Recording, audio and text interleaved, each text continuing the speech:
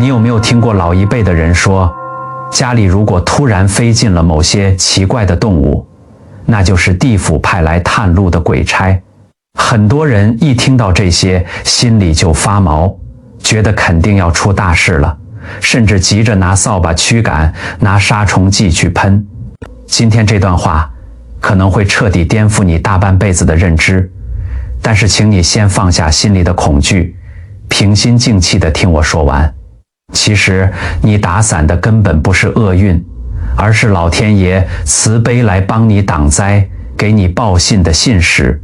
看不懂这个天机，你可能会在无意间亲手毁掉整个家庭的福德根基。今天我会带你从科学和因果的双重角度，一步步拆解这4大信使背后的玄机。看到最后，你将会获得一把扭转命运的钥匙，学会彻底斩断家里的阴寒之气，在危机真正降临之前，逢凶化吉，让家宅重回平安兴旺。我们常说，天地有灵，生死有兆。在佛法智慧中，有句核心的话叫依报随着正报转。道理很简单，你居住的环境、身边的人事物与飞禽走兽，这些外在现象称为依报，而你内心的念头、德行与身体气场则称为正报。外在的一切都是你内在心念与磁场的投影。当人生命力旺盛，心地光明时，气场温暖向上，自然吸引喜鹊报喜，燕子筑巢。反之，若长期怨气缠身，作息颠倒或气血败坏，身体便会散发出极其微弱却极度低频的业力波动。那些被民间误认为鬼差的动物，其实是大自然里对这种低频波动最敏感的生命。它们被你身上衰败的气场牵引而来，只因那股阴暗气息已盖过了阳气。因此，当你见到它们，千万别起更恨心，更别去伤害它们。弘一法师曾开示，面对世间万物，应怀抱一分悲悯与包容。大自然的信使在用自己的方式提醒你，心念该转了，气场出问题了，该审视生活了。这根本不是诅咒，而是宇宙法则中最深沉的慈悲预警。眼见不一定为凭，人的五官感知非常局限，看不见的东西不代表不存在。佛法说，众生平等，感官各异。因过去业力与果报不同，生命的感官能力也大相径庭。我们觉得死寂的房间，在动物耳中可能正回荡着震耳欲聋的声响。我们觉得无味的空气，在它们鼻中或许气息猛烈。现代科学与生物学早已证实了这一点。当人生命能量衰退或器官面临衰竭时，新陈代谢会发生巨变，逐渐失去活力的细胞会散发极其微细甚至带挥发性的生化气味，这通常伴随人体排毒功能的停摆。同时，人体生物磁场、心跳及血流阻力所产生的低频波动也会改变。这如同在平静湖面投下石子，震荡出常人无法察觉的微细波纹。人类的嗅听觉早已退化，但猫、狗、蛇及鸟类等动物的感知力比我们敏锐千万倍，如同动物能靠捕捉地磁微变与极低频的次声波预知地震海啸。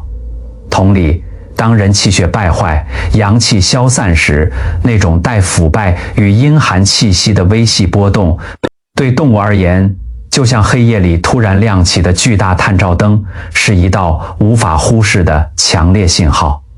这就解释了为何狗会对空无一人的角落狂吠，温顺的猫会死盯某处低吼，乌鸦能精准飞到气场衰败的屋前徘徊。它们绝非妖魔鬼怪，只是顺应本能，被强烈的低频波动牵引而来。从科学角度看，这是次声波，地磁场及生化特征的物理吸引。若把维度拉高到佛法角度，这就是宇宙间无形的业力磁场牵引。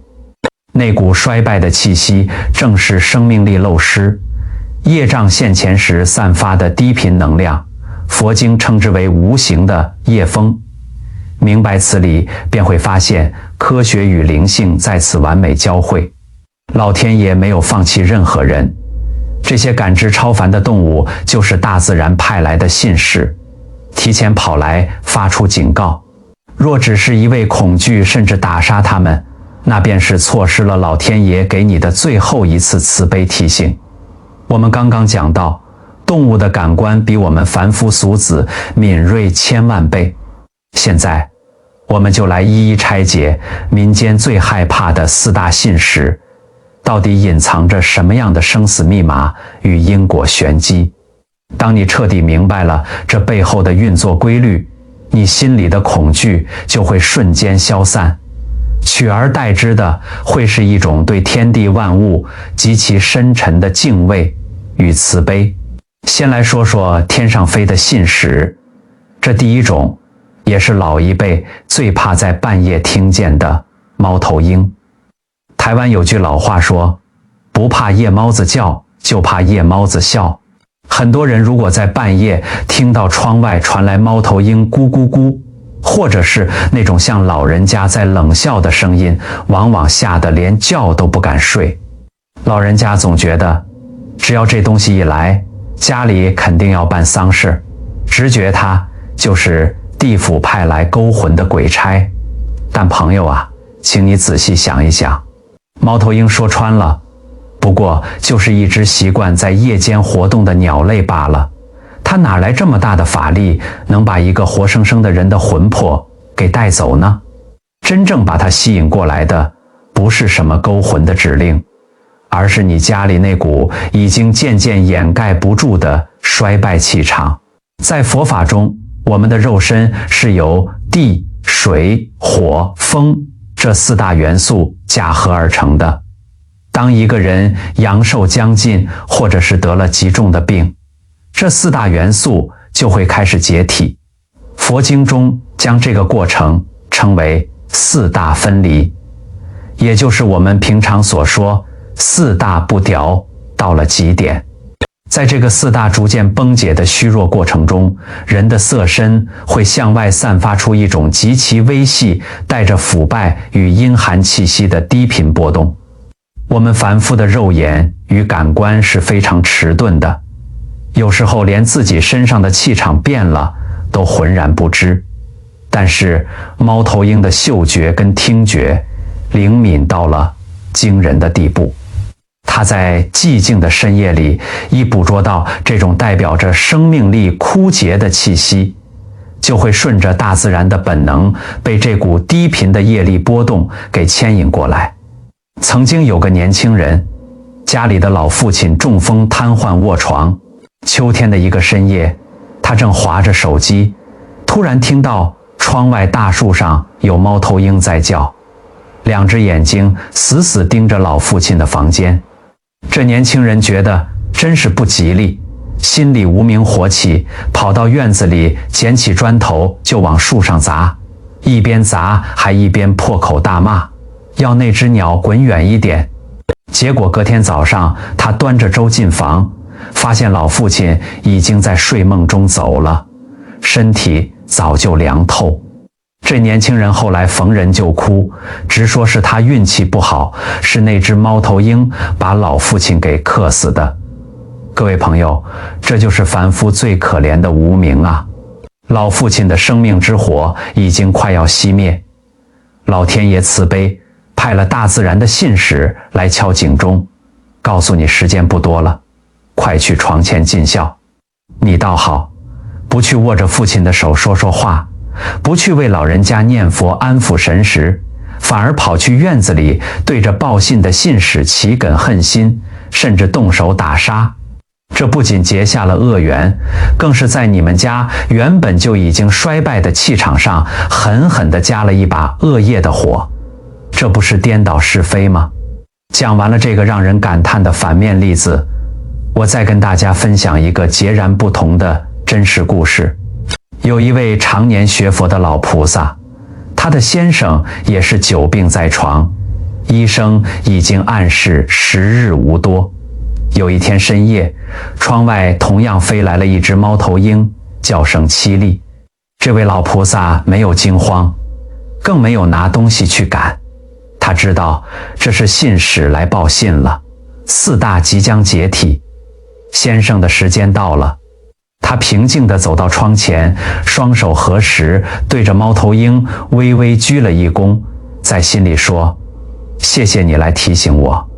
接着他回到床前，为先生点上了一盏酥油灯，开始生生不息地念诵阿弥陀佛。奇妙的是，那只猫头鹰在窗外听了一阵子佛号后，竟然安静了下来，没多久就展翅飞走了。而他的先生就在那庄严平顺的佛号声中，面带微笑，安详地往生了。各位朋友，你看，同样的信使，只要你的心念一转，它就不再是厄运的象征，而是护持你修行的逆增上缘。第二种天上飞的信使是大白天大家看见都觉得心里发毛的乌鸦。很多人一出门看到乌鸦在头顶盘旋，就觉得今天一定倒大霉。但事实上，乌鸦是自然界里智商极高且对死亡气息极度执着的鸟类。当一个人的身体内部器官已经严重亏空，开始散发出四大解体的微弱波动时，乌鸦隔着好几条街就能精准地感应到这股低频的业力磁场。如果你家周围本来没有乌鸦，突然有一天，一群乌鸦黑压压地聚在你家窗外的树上，甚至直愣愣地撞击玻璃，赶都赶不走。这在气场的显化上意味着这屋子里的某个人身上的阳气已经漏了一个大洞，但这里隐藏着一个极深的文化与因果密码。在我们的传统典故里，乌鸦其实还有一个名字，叫做笑鸟。大家一定听过乌鸦反哺的故事。老乌鸦飞不动了，小乌鸦会找食物回来喂养父母。所以在因果的显化中，乌鸦成群地盘旋在你家，往往除了警告疾病，更深层的是在警告这个家庭孝道的缺失。阳气是怎么漏掉的？很多时候是因为家里长幼失序，晚辈对长辈恶言相向，或者兄弟姊妹为了家产争吵不休。这种忤逆与不和会直接冲断一个家庭的福德根基，导致护法神远离阴煞之气，趁虚而入。这个时候，你千万不要拿扫把去赶，更不要口出恶言。你一旦动了怒，心火一烧，阳气散得更快。当大自然的雷达发出警报，你最该做的是立刻警觉，赶紧带家里的老人家去医院做检查。同时，你要静下心来反省，家里最近是不是戾气太重？对父母长辈是不是缺乏耐心与感恩？赶紧在佛前真心忏悔，把家里的伦理与孝道重新建立起来，用慈悲柔和的心念把家里的正气重新提振，这才是逢凶化吉的根本之道。讲完天上飞的，我们往深里走，讲讲地上爬的，还有那种悄无声息飞进屋里的东西。这两种信使牵扯的因果与神识奥秘更加不可思议。第三种信使是蛇。很多人光是听到这个字就起一身鸡皮疙瘩。蛇在自然界里是彻头彻尾的极阴之物，它天生就喜欢阴暗、潮湿、冰冷的地气。如果你住在高楼大厦，或者家里平时很干燥干净，突然有一天，一条蛇毫无征兆地钻进了屋子里，甚至爬到久病卧床的亲人床下。这说明什么？这说明你们家的地气已经彻底转阴了。我们常说人气旺，房子才会暖。当家里有人重病或者阳寿将近，他身上的命门之火快要熄灭，整个房间的磁场就会跟着急剧下降，变得阴冷潮湿。蛇就是感受到了这股阴寒的地气，顺着气机爬进来的。遇到这种情况，很多人第一反应就是拿棍子打死。各位朋友，万万不可啊！在佛法里，所有的动物中，蛇的蛋的恨心是非常重的。它本来只是被你们家的阴气吸引而来，你若一棍子打下去，就造下了极重的杀业。这股强烈的煞气与怨恨会瞬间冲破你们家仅存的福报，这在因果上叫雪上加霜，只会把其他健康家人的运势也彻底拉垮。更何况在佛教的经典中，蛇类的众生往往与龙族有着甚深的因缘，他们有时甚至是法界中底层护法神的化身。正确的做法是保持内心的平静。你可以请专业的动保处或捕蛇大队来把它请走，同时在心里默默念诵一声南无阿弥陀佛或是大悲咒，用最清净的佛号跟他结个善缘。你要明白，这是老天爷在提醒你，家里的磁场已经到了谷底。如果你能以慈悲心对待他，这股化解仇怨的正念反而能让他在离开时将你们家那股阴寒的煞气一并带走。最后一种信使，也是牵扯灵魂奥秘最深的，就是那种体型巨大、花纹奇异的大飞蛾。我说的不是路灯下扑火的小虫，而是那种在傍晚或深夜静悄悄地飞进卧室，停在墙壁上或者病人床头，一动也不动的大飞蛾。佛经里讲得很透彻，人死之后，支撑我们生命的核心，也就是第八识阿赖耶识，准备要脱离这个肉体了。在这个神识将离未离，或是刚离体进入中阴身的状态时，它是非常迷茫、非常微弱的。对于一个刚离开肉身的灵魂来说，失去物理躯壳的恐慌是极其巨大的，它急需要一个平依。而大飞蛾在破茧而出的那一刻，它所经历的蜕变与新生，在物理层面上，其能量频率刚好能跟这种微弱、正在脱离肉体的神识产生神秘的共振。大自然的设计就是如此精妙，破茧的飞蛾成了灵魂离体时最完美的生物载体。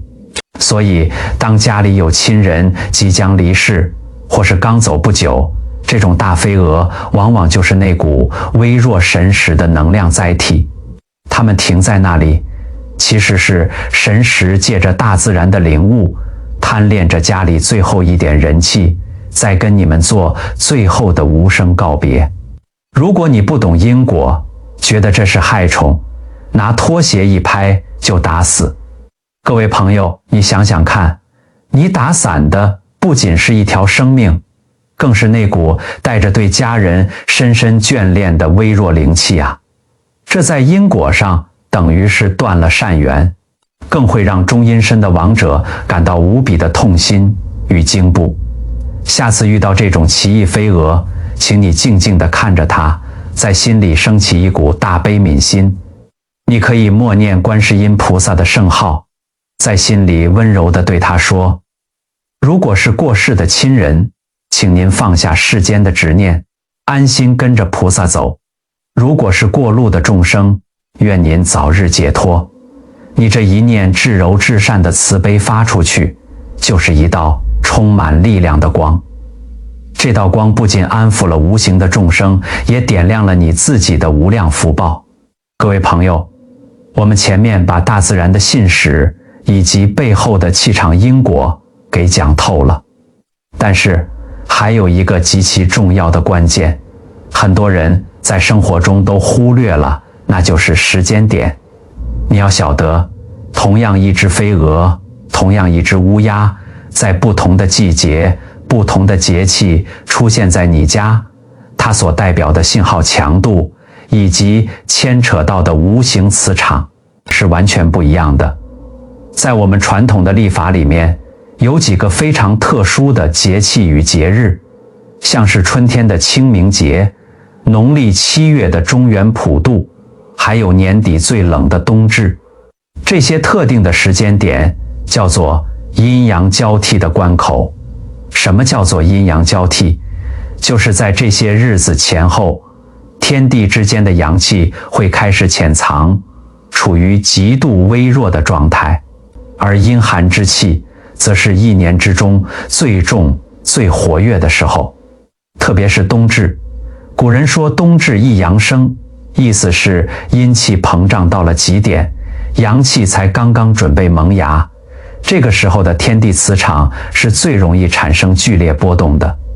你把天地想象成一个巨大的太极图，在清明、中元或是冬至前后，不同维度之间的界限会变得非常模糊，大自然的磁场也会变得极度敏感。如果在这个阴气最重的时节，你家里突然出现了猫头鹰、乌鸦、蛇，或者是奇异的大飞蛾，你该怎么办？首先，你的心要比平时更加安静，更加警觉。但请你记住，这个警觉绝对不是要你升起恐惧心。你要明白，在节气交替的时候，这些对低频能量极度敏感的动物，它们的感官会被放大无数倍。它们这时候来到你家，往往带来了2层极其深远的含义。第一层含义是提醒你，你们家的家宅气场在面对天地大气候的变化时已经扛不住了。你们家里的阳气在节气交替的冲击下漏得比平时还要快，这时候最容易引发老人家旧疾复发，或是家里人情绪失控起口角。第2层含义也是佛法里讲的最深、最慈悲的一点。在清明或是中元普渡这种特殊的日子里，法界中会有很多无形的众生，或者是我们过世的历代宗亲，会顺着天地间的阴气回到人间来探望，或者是来寻求一点帮助。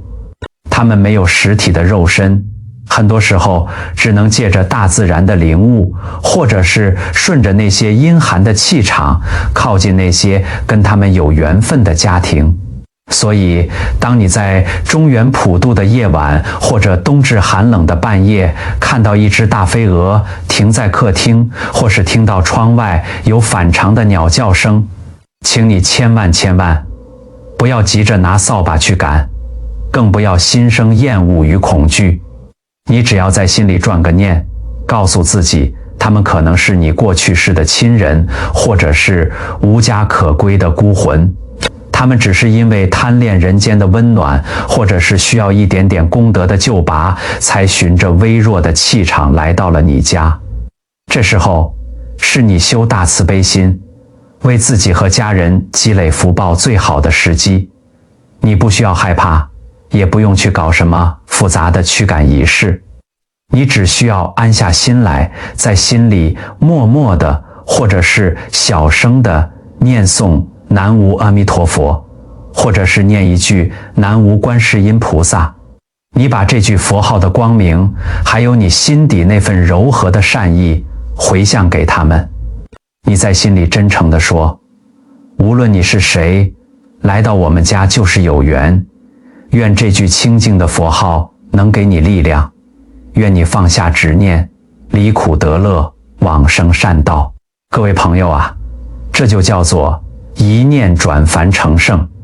在阴气最重，天地磁场最混沌的时候，你的一个善念，一句佛号，就是在幽暗的法界里点亮了一盏最明亮的灯。这盏灯不仅照亮了无形的众生，帮他们指了路，更重要的是，这盏充满慈悲的灯会瞬间补足你们家漏掉的阳气，把原本可能发生的灾厄在无形之中化解得干干净净。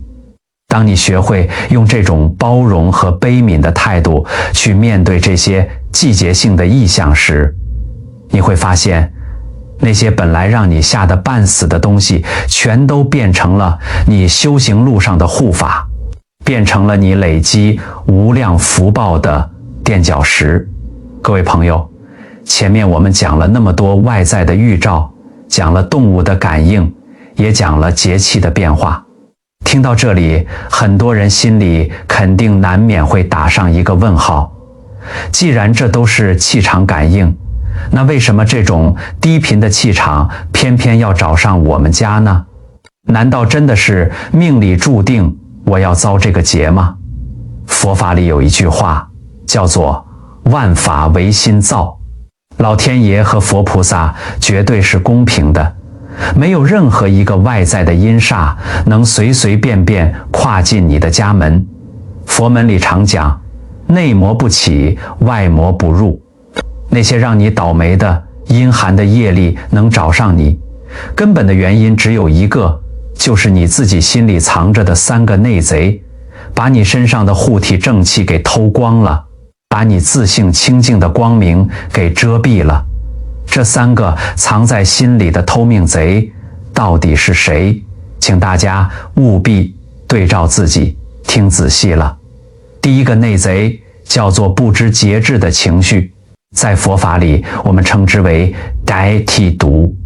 我们现在的人啊，活得太浮躁了，脾气大得不得了，遇到一点点小事就暴跳如雷，或者心眼极度狭隘，受了一点点委屈就怨天尤人，抑郁大半个月。你以为发脾气生闷气只是单纯的心情不好吗？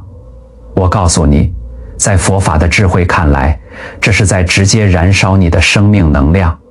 你发一次大火，就是在你的福报仓库里放了一把火。你的感恨心一烧起来，身体里的气机就全乱了。气一乱，你的神识就守不住。你的主心骨一跑，你的肉身就变成了一座不设防的空城。那些外面的脏东西，那些低频的阴暗能量，立刻就会趁虚而入。所以去看那些经常遇到怪事、运势特别差的人，往往都是情绪极度不稳定、满腹牢骚的人。自己把城门大开，又怎么能怪别人来抢劫呢？第二个内贼叫做颠倒黑白的生活，在佛法里，这叫做无明。各位朋友想想看，日出而作，日落而息，这是宇宙运转的铁律，也是天道。可是现在的人呢，完全是颠倒的。白天该阳气生发的时候，没精打采；到了半夜，天地间阴气最重，身体需要收藏阳气、养精蓄锐的时候，他反而精神了，拿着手机刷到凌晨2、3点，吃着冰冷的垃圾食物。你要晓得，这是在逆天道而行啊！晚上不睡觉，就是在透支你先天带来的生命灯油。灯油一旦熬干了，生命的火自然就灭了。你常年累月这样作践自己，把身体搞得阴阳两虚、寒湿淤堵，这等于是把自己的肉身改造成了一个阴暗、潮湿、发霉的地下室。前面我们讲过，蛇、乌鸦、飞蛾最喜欢什么环境？就是这种腐败阴寒的磁场，是你自己长期的无明与恶习亲手招来了这些信使。第3个内贼，也是藏得最深的，叫做贪生怕死的执念。在佛法里，这叫做我执。很多人怕死，怕得要命，听到一点不吉利的话，就吓得好几天睡不着觉，身体有一点点小毛病，立刻就往最坏的地方想，天天活在惶恐之中。你知道吗？在宇宙的所有能量频率中，恐惧是最低、最阴寒的一种能量。你越是怕死，你对这个我的执着就越深，你的心就越紧绷。你一害怕，阳气瞬间就收缩了，防御力直接降为0。鬼神与阴煞最喜欢欺负什么人？就是喜欢欺负那些心虚胆怯、自己吓自己的人。你越怕他，他越骑在你脖子上。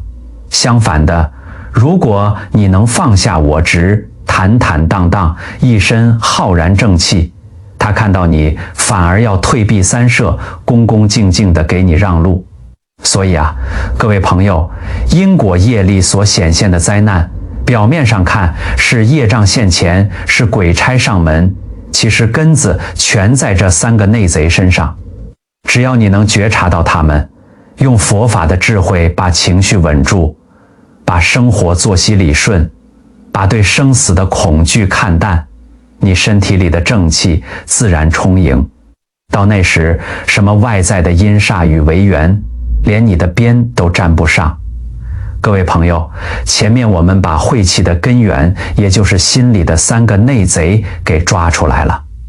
你可能会问，如果我家现在已经乌烟瘴气，甚至已经出现了这些不吉利的预兆，现在想改还来得及吗？我今天不讲高深的大道理，我给大家讲一个实实在在因果转身的真实故事。几年前，有一位做建材生意的老板，那段时间他遇上了人生最大的低谷，生意周转不灵，外面欠了一大笔债，回到家里也是天天跟太太吵架，家里的气氛降到了冰点，每天都乌云密布。就在一个初冬的傍晚，他们家客厅突然不知从哪里爬进来一条又黑又粗的大蛇。这条蛇不偏不倚，就盘在客厅正中央的沙发旁边。老板的太太吓得尖叫大哭。这位老板当时正为了钱的事情满肚子火，一看见这条蛇，无名火直冲脑门，心想，我已经够倒霉了，连你这畜生也来欺负我。他转身就去拿了一把大铁锹，准备一锹把这条蛇给斩断。就在这千钧一发之际，他想起了一位学佛的老长辈曾经说过的话：预兆是果，心念是因，万物皆有灵，杀生只会结下解不开的恶缘。他的手在半空中停住了，他看着那条吐着信子的蛇，心里突然升起了一股巨大的悲悯。他想，这条蛇也是个无名的众生，他会来到这个家，不就是因为这个家现在充满了阴暗与暴戾之气吗？真正该打的不是这条蛇，而是我自己心里那个不知节制的脾气啊。他慢慢地放下了铁锹，他转头跟太太说：别怕，别打他。接着，这位老板竟然当着蛇的面，双手合十，无比虔诚地念起了南无阿弥陀佛。他在心里默默地对这条蛇说：这位菩萨，我知道我们家最近戾气太重，把你招来了，我现在真心忏悔，绝对不生杀念，愿这句佛号能给你力量，请你平平安安地离开吧。奇迹发生了，那条原本高高抬起头，处于防御状态的大蛇，竟然慢慢地低下了头，接着转过身，顺着原路悄无声息地爬出了屋子。从那天晚上起，这位老板就像变了一个人，他不再怨天尤人，不再对太太发脾气，他每天早起把家里打扫得一尘不染，把窗帘拉开，让太阳晒进来。遇到债主上门，他也是和和气气地跟人家商量。结果你猜怎么着？不到1个月，他以前帮助过的一个老朋友，听说了他的难处，主动出面帮他周转了资金，原本卡死的生意奇迹般地活了过来。各位朋友，这就是因果转身的真实力量。所有的预兆都不是为了吓你，而是老天爷慈悲，在帮你挡灾，在点醒你。我们常听大师说，凡事发生，皆有利于我。哪怕真的是民间说的鬼差勾魂、阴煞入宅，只要你在那个当下能发出大菩提心，收住轮恨，一声清净的佛号，也能化解万重罪业。命运从来都不是写在生死簿上的死局，它永远掌握在你当下的每一个念头里。各位朋友，前面我们讲了因果，讲了转念，但我知道很多朋友现在家里的气场可能已经非常低迷了，光靠心里想，有时候总觉得力不从心。佛法讲理事圆融，理我们明白了，事我们也得跟上。今天我不讲那些虚无缥缈的玄学，我直接教大家几招实实在在的世间法，以及你今天看完影片立刻就能做的日常修行清单。只要你照着做，就能一步步把家里的阳气给补回来。我们先来讲居家环境的物理净化，这有3招。第一招叫做光耀门庭。你仔细去观察，凡是那些经常倒霉、家里常生病的人，他们的房子多半在白天也拉着厚厚的窗帘，屋里昏昏暗暗的，阳光就是纯阳之气。阴邪晦气最怕的就是光明。从今天起，马上把家里所有的窗帘拉开，让大太阳毫无保留地晒进来。如果家里采光不好，是个暗房，怎么办？千万不要心疼那点电费，去买几盏暖黄色的灯，放在家里阴暗的死角，一到傍晚就全部打开，让屋子里亮堂堂的。这在五行上叫做引火归元，火一旺，阴寒之气自然就退散了。第二招叫做生动乾坤。一个家里如果死气沉沉，连掉根针都听得见，或者一开口就是吵架的刺耳声，这种低频的声波最容易招惹晦气。你要打破这种死寂，必须用正向的声音去冲散负向的能量。如果你信佛，可以在家里轻轻播放大悲咒或者古大德诵经的声音，那是宇宙中极其清净的频率。如果你没有宗教信仰也无妨，放点古琴曲，或者自己大声朗读充满正能量的书。你从丹田里发出的中气与正气，就是全天下最好的净化法宝。声音一震，家里的霉气当场就被震碎。第3招叫做艾草熏蒸，这是我们老祖宗留下来的看家本领。艾草被称为纯阳之草，它点燃之后的烟有一种极其霸道的穿透力。你去买点好艾条，把门窗稍微留条缝，把家里的每一个房间，特别是床底下、厕所角落，里里外外全给熏一遍。一边熏，一边在心里默念去病去灾，一身正气，家宅平安。借用着天地间纯阳的草木之火，把那些你看不见的晦气烧得干干净净。外在的环境净化了，接下来是最重要的，也就是修我们这颗心。请大家记下这3个微小行动清单，今天就开始做。第一个微小行动，睡前3分钟的观心法。现代人生活压力大，很多人一到晚上就翻来覆去睡不好。只要一闭上眼睛，脑子里就像放电影一样，全是在回放白天受的委屈、生过的闷气，或者是对明天的焦虑。你要知道，这种深夜里的内耗，就像是在你的生命电池上凿了一个洞，让你的阳气在不知不觉中流失殆尽。从今天晚上开始，睡觉前，请你静静地坐在床边，闭上眼睛，做3个深长而缓慢的呼吸。吸气时，想象吸入的是天地间纯净的光明；吐气时，想象把一天累积的浊气和怨气全都吐出去。接着，在心里温柔且坚定地对自己说：今天发生的所有不愉快，到此为止，我原谅别人，也放过我自己。把心里的垃圾清空，彻底放下执念。只有当你的心彻底安静下来，你的神识才能得到真正的安稳，先天的阳气也才能在夜里被好好的收藏滋养。第二个，微小行动。遇到异象的转念诵念法。人在遇到未知或恐惧的事物时，第一反应往往是愤怒或攻击。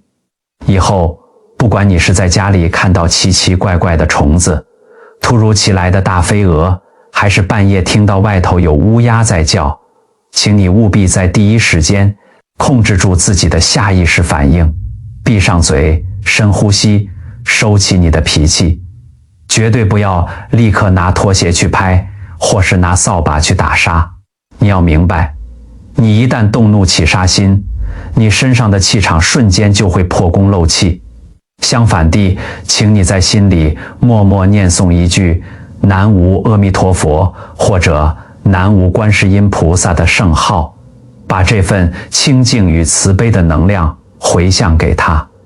你在心里告诉他，如果你是迷路的众生，愿这句佛号带你走向光明。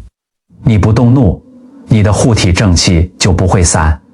你用念佛来结善缘，不仅是在超度他们，更是为你自己和家人积攒下不可思议的无量福报。第三个，微小行动，不抱怨的说话练习。古大德常说，口是福祸之门，你每天从嘴里说出来的话，就是你们家最直接、最强大的风水。很多人习惯在家里发牢骚，一开口就是抱怨和指责。这种充满戾气的低频声波会像无形的雾霾一样，长年累月地笼罩在你们家的天花板上。从今天开始，试着觉察并守住自己的口业，生生忍住那些刻薄抱怨的话，把脱口而出的烦死了、倒霉透了硬生生地换成没关系，当破财消灾，一切都会好起来的。试着多对家人说感恩、赞美与鼓励的话。当你嘴巴清净了，吐出来的字字句句都是和煦的阳光与芬芳的莲花。这种充满爱与正向的音频会瞬间驱散屋里的阴霾。在这样的环境里，你们家的气场自然会越来越兴旺，好运又怎么可能不主动找上门呢？各位朋友，今天我们从大自然的预兆一路讲到了心里的内贼，也教了大家怎么在生活中落实清净的修行。听到这里，相信你的心里已经不再有最初的那种恐惧与不安了。这就对了。在影片的最后，我想送给大家一句能让你受用一生的话。这句话就是：凡事发生皆有利于我。